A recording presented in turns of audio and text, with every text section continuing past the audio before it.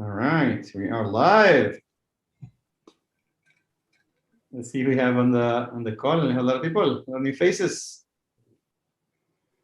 Hey, Alyssa. Hey, Andre. Ashton. Hello. Hi. How's everyone? It's good having you all here. Thanks for joining us. Let's give it a couple more minutes just to see if anybody else joins the Zoom call. We are going to be recording this. It will be available on YouTube. So if you want to share it or rewatch the really cool demos we have today, you know, they'll be forever on YouTube, or as long as YouTube exists, which will probably be a long time, but you never know. If you have any questions, feel free to use the chat here. I'll also keep an eye on the YouTube chat in case anybody's there. But I feel like most people are here based on stats. Okay, this is waiting for Octeto. I don't think the YouTube thing is working. Oh, there it is. Oh, okay. Is this working? This is the first time we do a YouTube stream, so. Is this only the second Octeto community call? It is the second one. Yeah, so the first one we did, we used StreamYard. So we're kind of like chatting. And I want to make this one more inclusive, so I think this works better.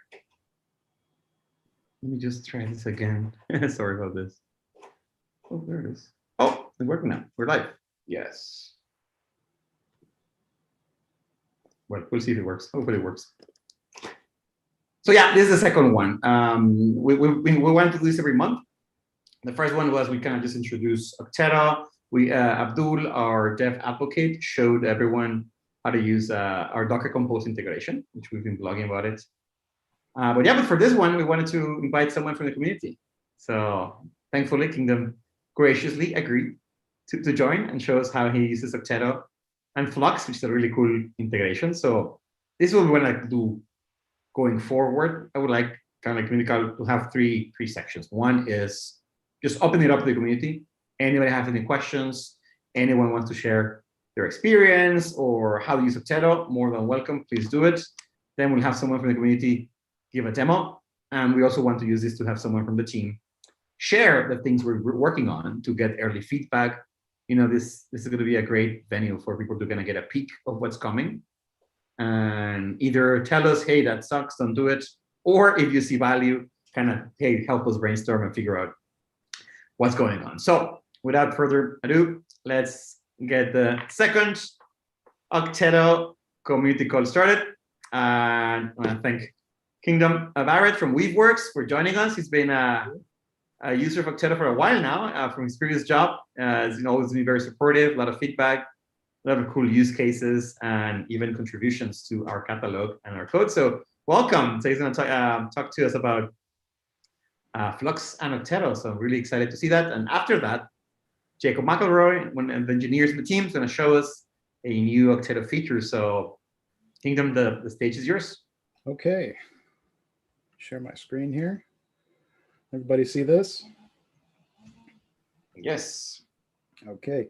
So thank you for that introduction. My name is Kingdon. I'm here presenting a little brief introduction on Flux and gitops on Octeto. So here's a little bit about me. I'm employed at Weaveworks as an open source support engineer.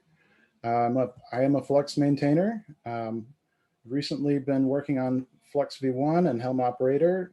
I'm working with the developer team of Flux and getting to know Flux version 2. I'm a longtime Helm enthusiast. I presented at a Helm summit, KubeCon now, gitops days, and always about Helm.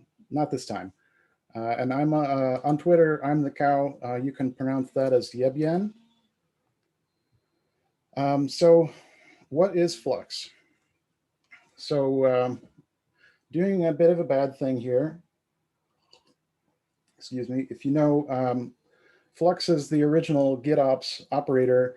And here I'm saying Flux is for doing gitops on Kubernetes. So it's a bit self-referential, but it's possible for someone out there to know about gitops in 2021 and not know about Flux.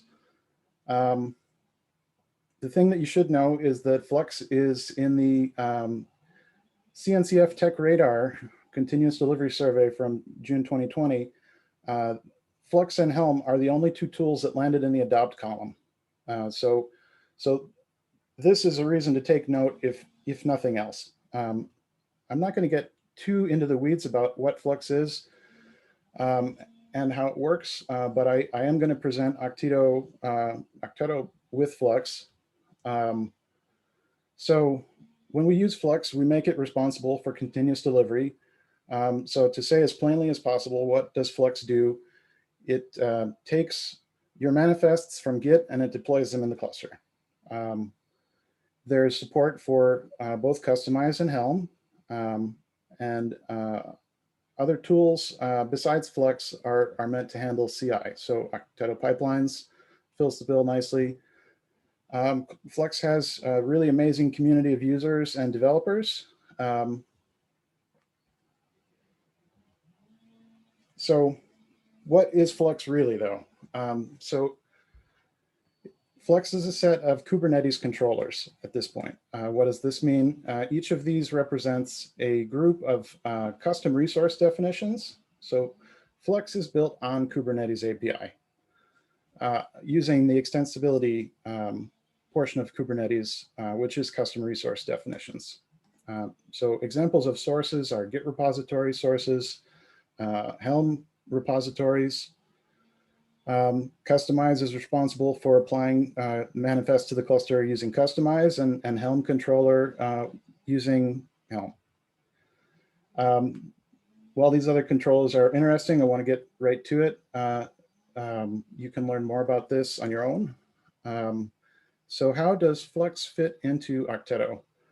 And I'm going to try not to gloss over something kind of important here, but I also don't want to make too big of a deal out of it. So this Flux button deploys an older stable version of Flux that doesn't use any of the CRDs that we've just been talking about. So Flux has been rewritten from scratch since Flux version 1.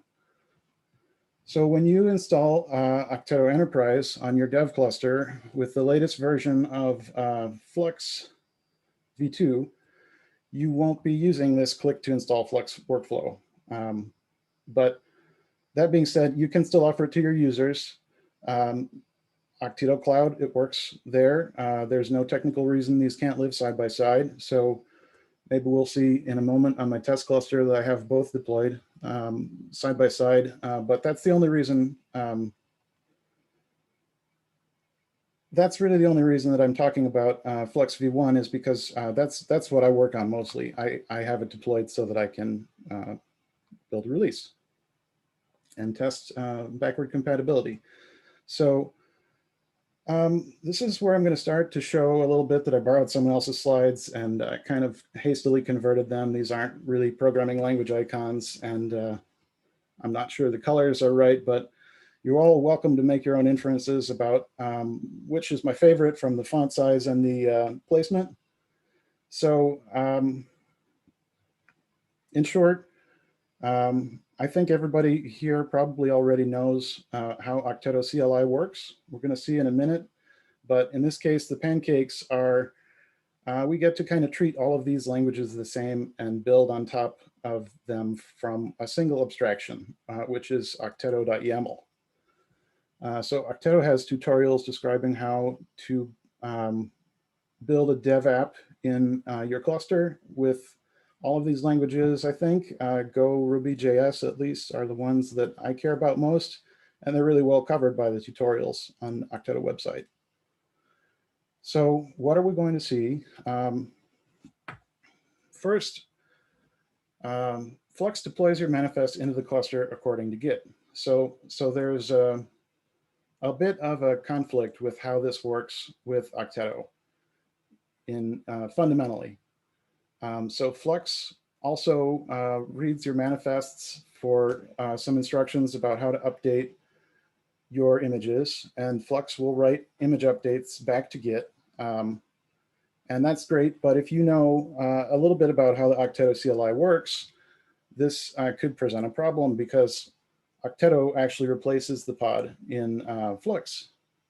replaces the Kubernetes pod with a dev container that you sync your local source code to, and it gives you a TTY. So if Flux deploys an image on top of it, this is going to be a problem for us if it knocks our TTY out. And we're going to see that it doesn't actually do that if you are using Octeto Enterprise with the latest version of Flux. It very deftly handles this using a webhook. So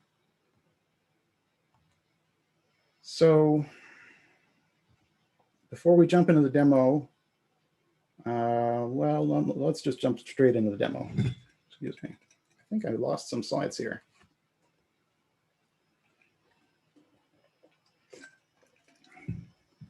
Oh, yeah. Demo. Okay. So I need a VS Code for my demo. Ooh. Excuse me. Everyone still see my screen? This is VS Code here. It doesn't need to be full screen. I'm sorry for moving everything around like this. So we have a demo app, and we have Octeto Enterprise deployed here. I'm going to log in.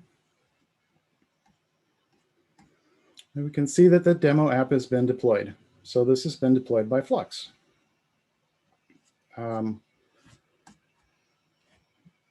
We can see proof of that here. Oops. I need to switch my cube context to an admin one. So I got that error because I'm logged in as my Octeto user and I'm restricted from doing certain things. I need to set my cube config to this one. Yeah, there we go. Okay. And here we can see the customizations that Flux has applied. So each of these takes an overlay from a Git repository. I've called mine home Flux v1 here. And in the clusters directory is where I have this cluster defined for migration from Flux v1 to Flux v2. This is one of my test clusters that I use. Here is Octeto overlay that I've defined as a Flux customization. So what does this do? It says instruction to Flux, go to the path here in the Git repository. We only have this one Git repository, and synchronize the files that you find here. So we're going to follow the trail back up to the top of the Git repo and into apps Octeto. And we're going to look and see what we have here. There's a few things. I have had to manipulate the CRDs a little bit here. I'm not really going to talk about that too much, but it doesn't have anything to do with Flux v2. It has to do with my ongoing work with Flux v1. So we define this namespace here. This comes from the Octeto tutorial. CRDs also come from the Octeto tutorial, minus a few that I had to delete. Here we define a Helm repository and a Helm release, which are those CRDs that I mentioned for installing with Flux and Helm. So here's our repo. Refers to the chart repo, and you can find the instructions for installing without Flux on the Octeto website. So this is what I'm doing, but translated to Flux. And we're not going to spend a lot of time on this because I want to get straight into how does Octeto work with Flux, the CLI, the open source part. And this is obviously the enterprise offering. This is not the free part. So here, just to dwell on this a little bit longer, this is the Helm release that installs Octeto Enterprise. I am going to gloss over this a little bit. Basically, this points at the Helm repository that we just saw. Many of these are default options that when you type Flux create Helm release, you get prompts that tell you you need to define this, you need to define that. So I've already defined this here. None of these are secrets. I have them in a secret as part of the Octeto install instructions. And if we look at the Helm releases we have installed, you see here, Octeto Enterprise was installed. Okay, so we want to use this to solve a puzzle here. So the puzzle is, we have this JavaScript application running on Octeto. I'm going to tear it down. Actually, I'm just going to leave it here. Sorry. Here. So we have this JavaScript application. It's JavaScript on the front end and JavaScript on the back end. And it's doing something. Not really sure what. This is the puzzle. Okay. So in order to solve the puzzle, first we need a TTY. And I think I can get the TTY right in VS Code. I'm going to do it from my terminal, though I'm a little bit more comfortable in there. We're going to go into VS Code in a moment. Okay, so I'm going to type Octeto up in here. And this is the meat and potatoes of this demo. This is what I use Octeto for, is solving puzzles like a power tool. So what this is doing is replacing a container. So we can see what it's doing here through the Octeto UI. Actually, it's just replaced a container and it's progressing the new container until it thinks it's ready. And I think it's probably ready at this point. We can see, okay, says it's ready. Time to start my service. So I said we were going to get a TTY, and here is our TTY, just as promised. Might take me a few tries to actually get the app started. I've done this a few times and I've gotten different errors different times. It looks like it's just starting for me this time. So I've done this before. Part of Octeto CLI is that my configuration is persisted in a persistent volume. So problems that I had to solve before are already solved when I come here and stand up this dev pod in some cases. Depends on the path. If I haven't really kept up on the latest developments in Octeto CLI. I know that this has actually been improved a lot recently. So anyway, we see this is public URL of the application on the public internet, I think, and you might not be able to reach this URL from your home. I think this is actually not a public address here. I have a load balancer in my own private network. But what we can see in the terminal is that our requests are actually, I need to side by side here a little bit, going to our terminal, even though it's being served from a cluster that is not local to this machine. So we can see our requests are going to the terminal. Get right into it, npm run script debug mon. I have first, so you see how this is defined. I'm not really a JavaScript person, but here's package.json. I really don't have any tools in here. And debug mon here is one of these commands I have. So npm start runs the server. npm debug runs the server with a debug breakpoint that's forwarded. This port is forwarded back to localhost so we can connect to it from Visual Studio Code. And debug mon runs, if you're familiar with Nodimon, it's, I think, just looks for changes in the source code and it restarts the app. So if we need to make any changes in the source code while we're in here, we won't have to restart the server. Run script. We cross our fingers, this works. And if we go over and refresh the page, we should see this message that lets us know what we actually have not done yet is start our server. The breakpoint server will not start until you've actually connected a debugger to it. So back here.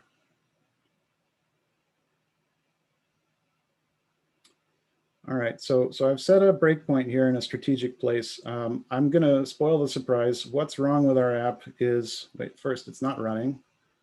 Run, start debugging. Okay, now we get some response out of this, and it's going to ask us if we would like to start the server. So let's start it. Okay. And we get the same output we've gotten before. Here's our server again. And I'm going to spoil the surprise because I'm just that way. What's wrong is our user doesn't exist. And this app isn't very good at telling us that we tried to reach an invalid user. It just hangs like that. So what we need to do is populate a user. And I'm not very good at JavaScript. I'm going to go in here and I'm going to find, I happen to know where that is. It's in the server API v1 user file here. So this is where users get created. I'm not exactly sure how to set a breakpoint in the TypeScript file. I think there's probably a way to do it, but hopefully this code is not too difficult for anyone, even if you don't know TypeScript. What we can see is we're taking in a username and it's being desugared from an array and passed into create so that we create a user with that username, and then we log a message that says that user was created. So I'd like to intercept that just for demonstrative purposes. And that's this breakpoint that we have set here. I've set a similar one in the build folder. So this is the same code, but in real JavaScript after it's been compiled. Here's our breakpoint. And you can see that it's active because the debugger is connected and it knows where that line of code is. So when I'm going to skip another step here, go straight to the curl because this took me a while to discover how do I do this. So curl, I want to pass in the right appropriate header here. And tell it we want to post, sorry.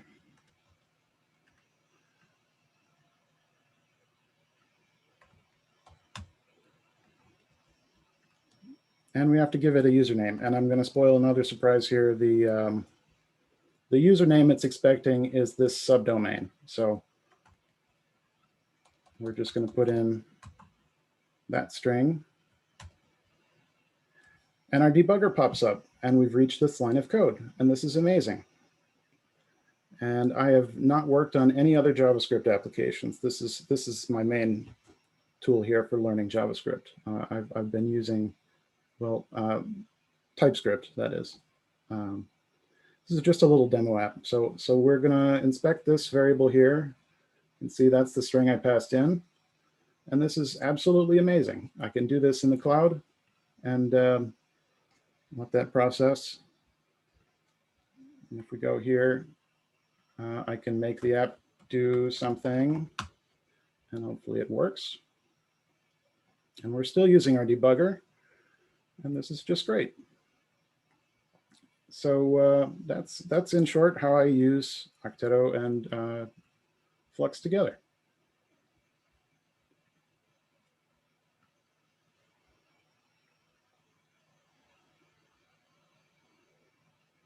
So if you're interested to know more about Flux, these are some places you can go to get started.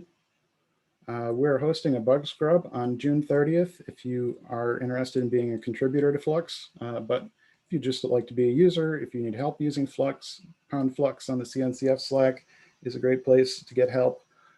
Also, GitHub discussions. Please follow the Getting Started guide. And that's really all I have to say. Thank you. Well, there's supposed to be a question slide here. That's what we're missing.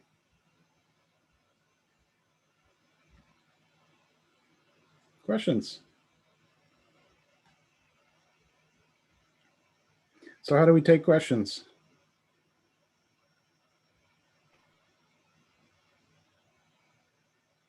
So if anyone has any questions, you can drop them in the chat here. If you're on YouTube, put them on the chat on YouTube. I'm kind of keeping an eye on both. I have to stop sharing my screen here. But thank you. It was really, really cool. Well, thank So you. I Yeah, have, thanks. go Jacob, go ahead. Oh, I was just saying thanks. Yeah, it was cool.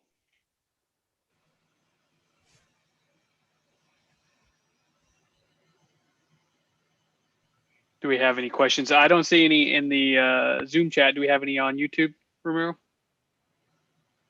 I don't think we have any just yet. I'm sure they'll come. So why don't we go ahead with the next demo? Yeah. You can stick around. I'm sure the questions will come, and at the end we can do another round of Q&A.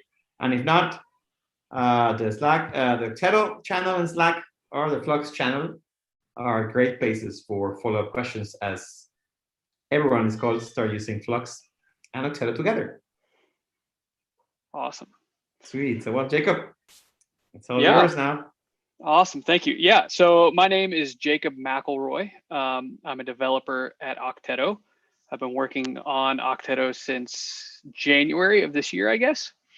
Up until now, my favorite Weaveworks project was EKS Cuddle that I had used at a previous job, but now I think I have to try out Flux more. I've done some reading up on it, but I think I might have to get some installs going and try some things out. That looked really cool. Today, I'm going to be sharing a sneak peek of a new feature. It's not really a sneak peek. It's mostly just to share because it is released. We just don't have all of the documentation and everything for everyone to share. Working on that now. We don't have all the introduction materials, but there are a tutorial and it is available in cloud. So if you are an adventurous user and you want to go ahead and you have need of this new feature, you can go ahead and do so in Octeto Cloud. But this is sort of a sneak peek. This is the first big public view of it, and I'm going to be walking through some of the tutorial and taking questions. So the feature, while I get my screen shared, the feature is called what we call Divert. It is useful for sharing. It's just another way to make Octeto up more usable. That's the way that we've released it. There's sort of two key components. There is a backing technology for Divert that can be used in many ways. And the first feature that makes use of it is adding a divert option to your Octeto manifest when using Octeto up. And it allows you to easier compare side by side both variants of your the original application before you start your development and the application as it's under development. So to showcase this, I'm going to start with our demonstration application. The demonstration application is freely available at github.com/octeto/catalog. And the tutorial sort of that I'm going through is actually in the README here. Sort of goes through some of the information about this. So if you want to follow along later or at any point in time, this is a good place to go. Let's go ahead and get that deployed. So it comes with a Octeto pipeline, so I can just very easily put in the GitHub URL and click deploy. And it will go ahead and build all of the containers and get the whole application deployed. While we're waiting for that to deploy, let's go ahead and look at what the architecture of the application as it is. So it's called Catalog.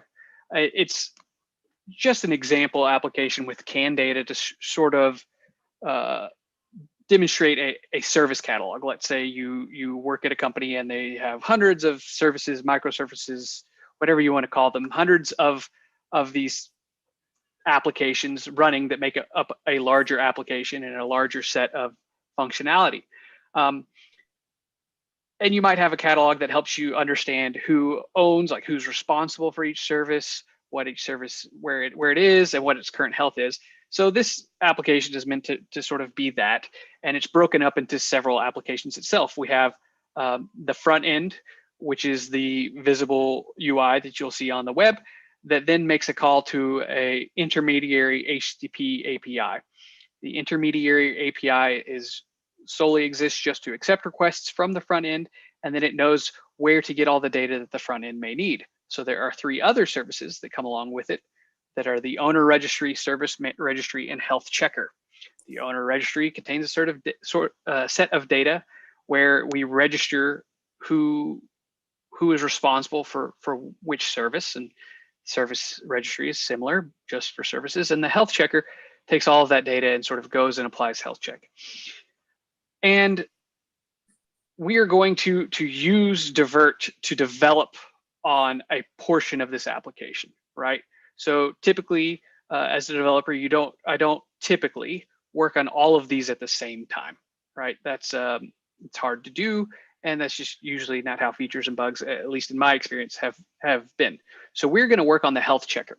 I'm going to show you the original health checker when this comes up, and then we're going to make a suggestion for how it can be better, and then we'll use Octeto up with Divert in order to do that. And we saw with Kingdon's application that whenever you run Octeto up, the health checker deployment, which is running right here, right now, gets replaced by a development container. When using Divert, that is no longer the case, right?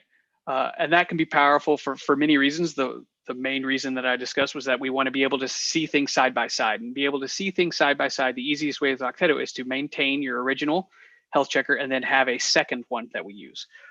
Another way this could be powerful is, let's say, like Kingdon showed, you're using Flux, and Flux is the CI continuously deploying this application here. And I want to go ahead and work on something and still let Flux do its deployments, do its thing, while simultaneously I'm developing on it. So this application is up. It has all those components that I showed in the architecture diagram.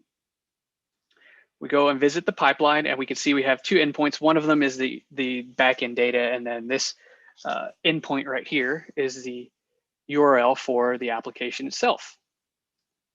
So if I click there, we go here and we have the service catalog. We have this set of services is just canned data, but there's user data service, a client API service, a webhook registry, all these things. And they're owned by Colette, Alice, and Charlotte. They own all these, and they have their health check. Okay, it's a great application, right? Very simple, very straightforward, does its job. But this health check leaves something to be desired. This is just the most recent health check. And I want to know generally how healthy this application is over time. I think the catalog should show that. So we want to do that development, and then I want to be able to simultaneously either have Flux do the CI and keep delivering to this version of the app while I do my development simultaneously, or I just want to more easily compare the UIs of these things. The easiest way for me to do that is to have them both side by side. So what we'll do is a normal flow. I have this checked out. So this is that cloned down, this application. So I deployed, it's the same source that I have deployed here. And I go into health checker. This is the, all the applications are broken up into different directories here. So I'll cd into health checker.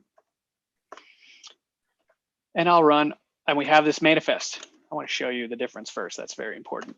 So the divert feature is really, the first entry into it is right here, right? This is an Octeto manifest. You can see the manifest reference in our documentations. These are normal things.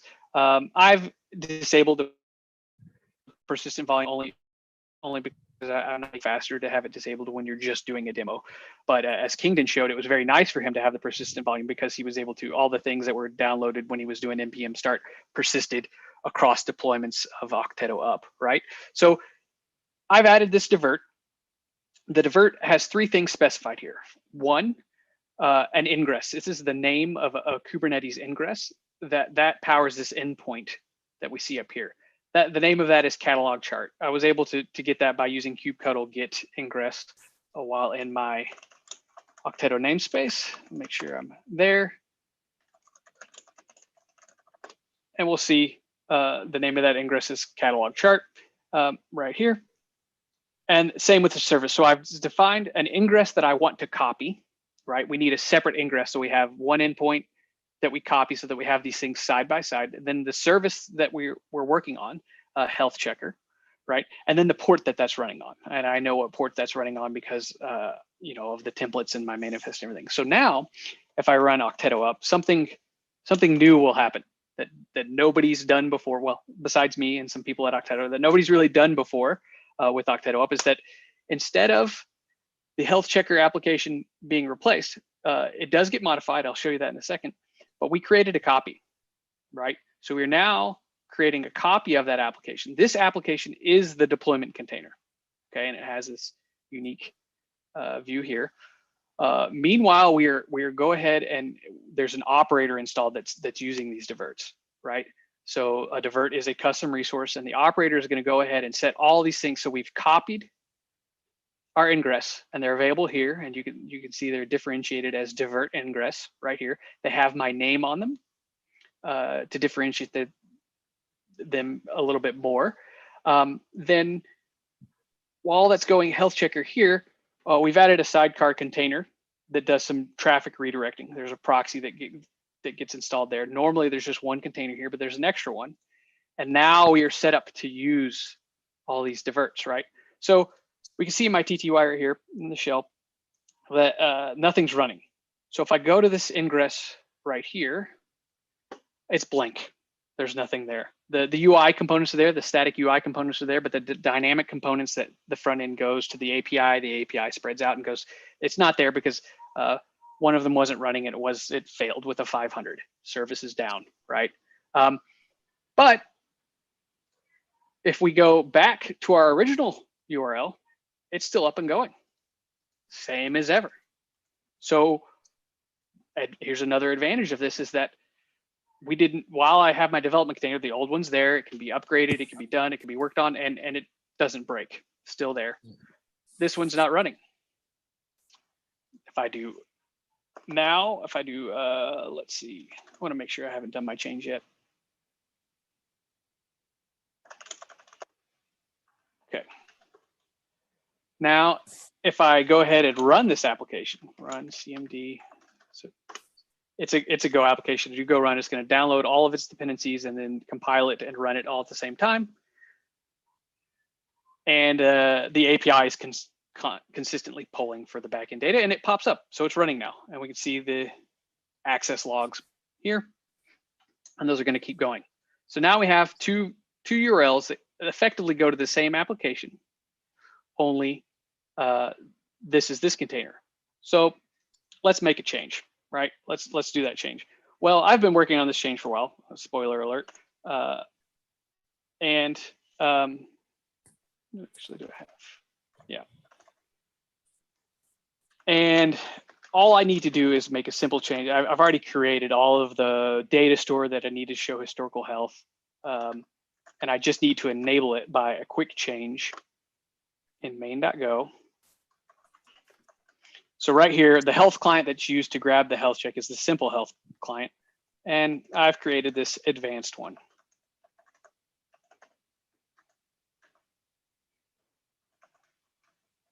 And if I've spelled everything right, I can stop this here, rerun that main.go. And it automatically, when it comes, it automatically reloads. And now we have historical data. So I know that user data for the last 3 weeks is super healthy. Webhook registry needs some work. And event history probably needs some work. And client API is a bit flaky, but it's not my biggest problem right now, right? So we have both of these side by side, and we could do, there's a lot that I think it'll be useful for this, that we could do continuous delivery of this. And let's say I commit those changes and I'd have these two, then these would both end up being the same. Being able to compare and work on these side by side. Let's say I have this and I've been working on it. And I did this a certain way and I don't like it, but I'm not sure if I can make it better or not. I could go ahead and deploy another version. I could go into another namespace, deploy just the health checker side by side, do some edits there, and create a divert. I'll show you a divert right quick. So a divert is a custom resource that you have available to you on Octeto Cloud, and you can write when you add the divert to your Octeto manifest, it goes ahead and creates one of these for you. But say you're super adventurous and you wanted to start doing this yourself, you could go ahead and just start creating custom resources like this that do all sorts of different. Here's the specification, the deployment that we want to divert, the service we're diverting from, the ingress that's used for it, and the to services. You could go ahead and create ingresses and services and all these things and start using the divert yourself in various different ways. So let's say I wanted to create a third one, work on this one, and then compare 3 side by side. You could do that. And then when you're all done,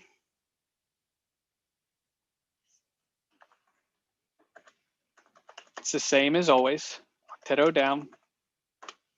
And we'll go ahead and clean up, and it will delete these extra ingress that it created, delete the development container, and go ahead and remove the proxy from your health checker. And so now we are back to normal with our application. And that is all. Yeah, so I want to open up the floor to see if there's any questions about divert, or look at the chat and see if there's any questions about Flux as well.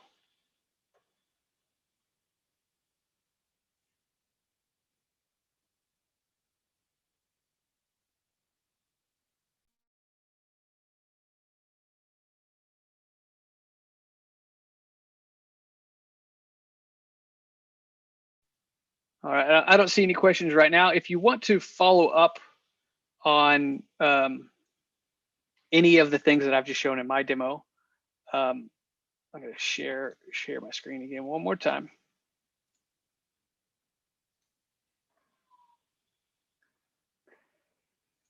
We've got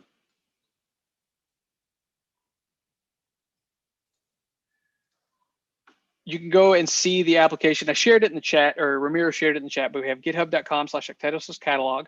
Then we also have, and I'll share this in the chat in a second, the sort of a disadvantage of the divert is that it's for HTTP services. So we do all this, there's some header manipulation that's going, so your application needs to forward headers as it goes through all of this.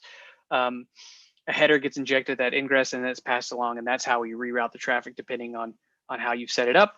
So there's some Go code to help with that at github.com/Octeto/divert. I'll be sharing that link.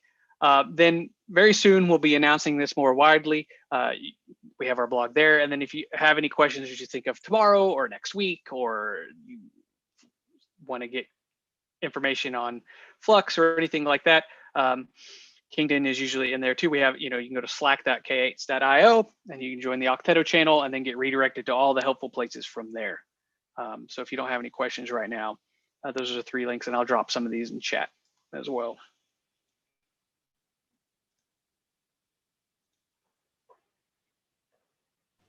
That was awesome.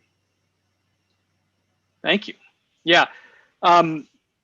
I'm really curious, sort of call to action on the divert is that I'm really curious, as we announce these things, I'll be going more over the manifest. I'll have the documentation available. I'm really curious as to all the different ways that people will use them.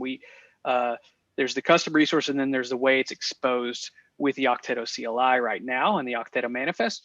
I think that's very useful in that variant, but there are other ways that we could start exposing the resources and using these in Octeto, and we really, we've thought of 4 or 5 things, right? But I'm curious as to what users say, what they want, what they think of, what their creativity comes up with.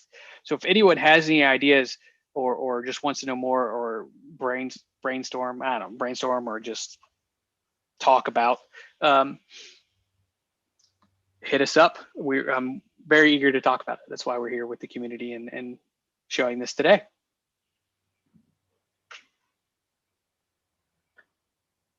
I was glad to see you presented Go application, because I think people are skeptical that you can use Go and hot code reloading together, but I know that that's a thing. Yep.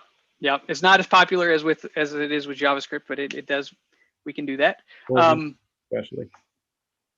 Yeah. So sort of as a last item, I'm curious. I'm going to check questions again, but if anyone has anything cool or interesting they've done with Octeto recently that they want to share in chat, you can go ahead and do that now with us. We might take a look. Otherwise, I think that might be it. Ramiro, did you have anything else for today?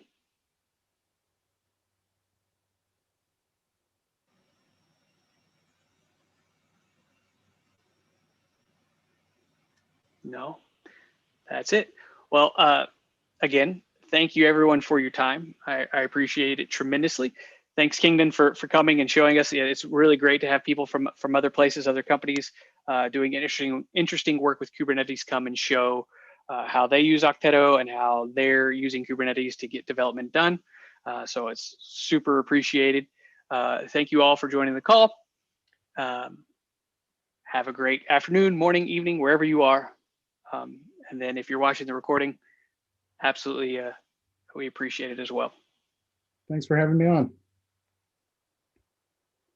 Have a great day, everyone.